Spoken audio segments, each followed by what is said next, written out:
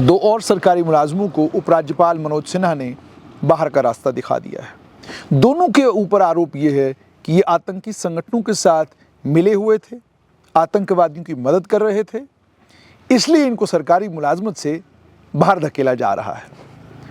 काश जम्मू कश्मीर में आतंकवाद को लेकर ये पॉलिसी जम्मू कश्मीर की सरकार ने आज से लगभग 20 साल पहले डिज़ाइन की होती तो शायद आज जम्मू कश्मीर के हालात बिल्कुल मुख्तलिफ होते।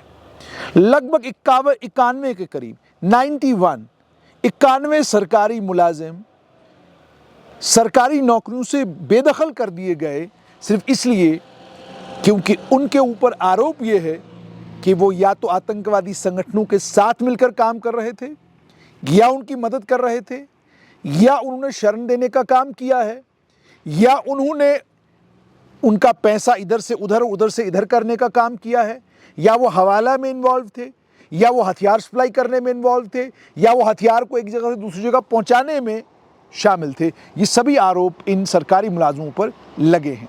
आरोप बड़े गंभीर हैं और अगर मेरी जानकारी सही है लगभग 200 के करीब सरकारी मुलाजिम हैं जिनकी पड़ताल चल रही है, जिनके रिकॉर्ड खंगाले जा रहे हैं, जिनके बारे में मालूम किया जा रहा है कि इन पर जो ये गंभीर आरोप आतंकवादियों के साथ साठगांठ के हैं ये किस हद तक सही हैं। और ये सिलसिला इसी तरीके से जारी रहेगा, ये बात भी बिल्कुल तय है, क्योंकि केंद्रीय गृह मंत्रालय ने एक बात बिल्कुल साफ की है। आप आतंकवाद का समर्थन करेंगे, आपको कब लगेगा कि समर्थन करना गलत है? जब आपको लगेगा समर्थन करना महंगा पड़ सकता है। आप आतंकवादियों की आइडियोलॉजी को आगे बढ़ाने का काम कर रहे हैं, आप कब उस आइडियोलॉजी को आगे बढ़ाने का काम बंद करेंगे? जब आपको लगेगा कि ये महंगा पड़ सकता है। आप आतंकवादियों के साइलेंट सपोर्टर हैं, खामोशी के साथ उनकी मदद कर रहे हैं, लिख के मदद कर रहे हैं, या सरकारी मुलाजमत में कहीं बैठे हैं और अंदर की कोई खबर दे रहे हैं। आपको कब लगेगा ये करना गलत है? जब आपको ये लगेगा ऐसा करने से मैं ऐसे कानूनी शिकंजे में फंस जाऊंगा कि मेरे लिए बाहर निकलना मुश्किल हो जाएगा।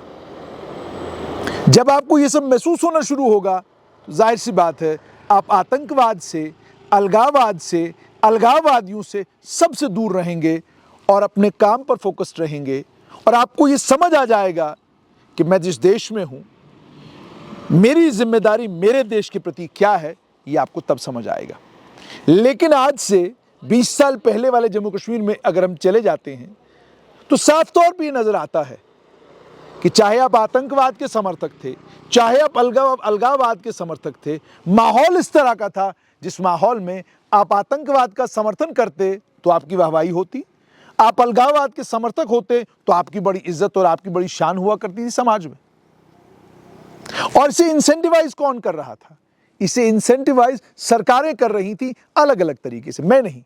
इससे पहले जितने भी बुद्धिजीवी हैं या यहाँ के राज्यपाल रहे हैं, आप उनकी किताबें फरोलिए, वो अपनी किताबों में ये कहते हैं कि सरकार जम्मू कश्मीर में जो भी बनी, उस सरकार ने जाने अनजाने में आतंकवाद और अलगाववाद की मदद की, उसके खिलाफ कार्रवाइयां भी हुई, एसओजी भी बनी, आतंकवादियों के खिलाफ ऑपरेशन भी हुए, लेकिन ना तो जो इंफ्रास्ट्रक्चर आतंकवादी बनाने में कामयाब हुए थे उसको नुकसान पहुंचा, ना जो उनको पैसा मिल रहा था जिससे वो आतंकवाद को और अलगाववाद को जिंदा रख पा रहे थे वो रूट प्लग हुए, ना ये हुआ कि हवाला के जरिए जो पैसा आ रहा था, जिस पैसे के जरिए घाटी के अंदर डिस्टर्बेंसेस करवाई जा रही थी, ना उस पैसे पर रोक लगी।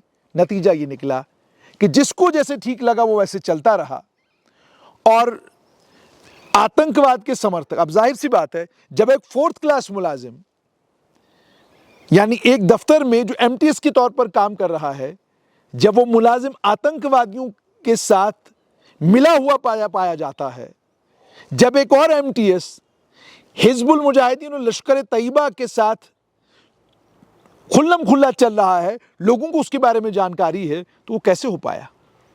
सिस्टम इसका मतलब इजाजत दे रहा था, इसका मतलब साफ तौर पर ये सिस्टम उनके खिलाफ कार्रवाई नहीं कर रहा था, सिस्टम सुन के अनसुना कर रहा था, सिस्टम को बताया जा रहा था कि ये आतंकवादियों का मददगार, इसके खिलाफ कार्रवाई करिए, लेकिन सिस्टम ने नहीं किया। और अब जो कार्रवाइयां हो रही हैं ये इसलिए हो रही हैं क्योंकि सरकारों ने अपने वक्त में ये कार्रवाइयां नहीं की। जो भी सरकार आई उसकी प्राथमिकता थी कि जनाब जो करप्ट हैं उनके खिलाफ कार्रवाई होगी।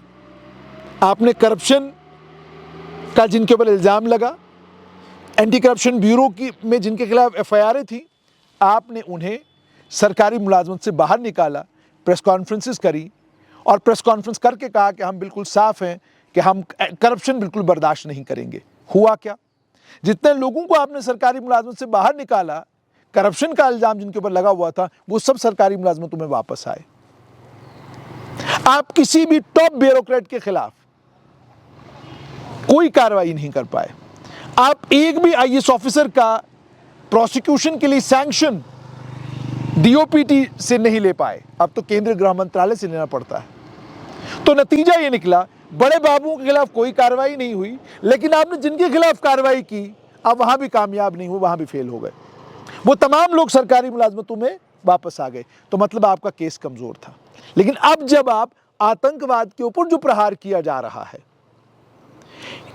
जब आप इस पर नजर दौड़ाते हैं तो आपको समझ में ये आता है कि चाहे सीआईडी का विभाग हो, चाहे पुलिस का विभाग हो, चाहे प्रोसिक्यूशन हो, चाहे वकला साहिबान हो, सब पूरी कोशिश करते हैं कि वाटर टाइट केस हो, ताकि जब हम ये केस लेकर कोर्ट में जाएं वहां हमारी किरकिरी ना हो। यही नतीजा है। 91 मुलाजिम अभी तक सरकारी मुलाजमतों से बाहर किए गए हैं। कोई खबर नहीं आई कि इनमें से किसी मुलाजिम को किसी कोर्ट से कोई राहत मिली है। कईयों ने खुद मुलाजमतें छोड़ दी, कईयों ने खुद। अब इसका मतलब क्या है? इसका मतलब साफ तौर पर यह है, जब आपको ये समझ में आया कि अलगाववाद और आतंकवाद अब महंगा सौदा है, क्लियर हो गया, साफ हो गया कि नहीं, आप अलगाववाद का समर्थन करेंगे, हम इसको टॉलरेट नहीं करेंगे। आप आतंकवादियों की महिमा के गीत गाएंगे, बर्दाश्त नहीं किया जाएगा। आप महिमा मंडन करेंगे, टॉलरेट नहीं किया जाएगा। तो लोगों को समझ में आया कि ना, ये रास्ता नहीं है, अब रास्ता ये वाला है। काश लोकतांत्रिक सरकारों को ये बात समझ आई होती। कौन था जिसने नारा दिया ग्रेटर ऑटोनॉमी का? किसने सेल्फ रूल की बात की? किसने ड्यूअल करेंसी की बात की? किसने ये सारी बातें की? कौन ये बातें कर रहा था? कौन लोग थे जो इन आइडियाज के ऊपर जोरदार तरीके से बात कर रहे थे? अगर इन ख्यालों के ऊपर बात करने वाले लोग इस बात को समझते कि ये तमाम वो ख्यालात हैं जिनके चलते जम्मू कश्मीर में आतंकवाद और अलगाववाद कभी ख़त्म नहीं होगा, तो शायद आज जम्मू कश्मीर को पिछले 30 साल वो परेशानियां नहीं झेलनी पड़ती जो परेशानियां जम्मू कश्मीर के लोगों ने झेली हैं।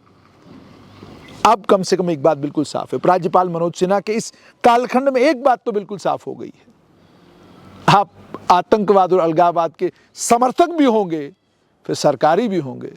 अब ऐसा नहीं होने वाला।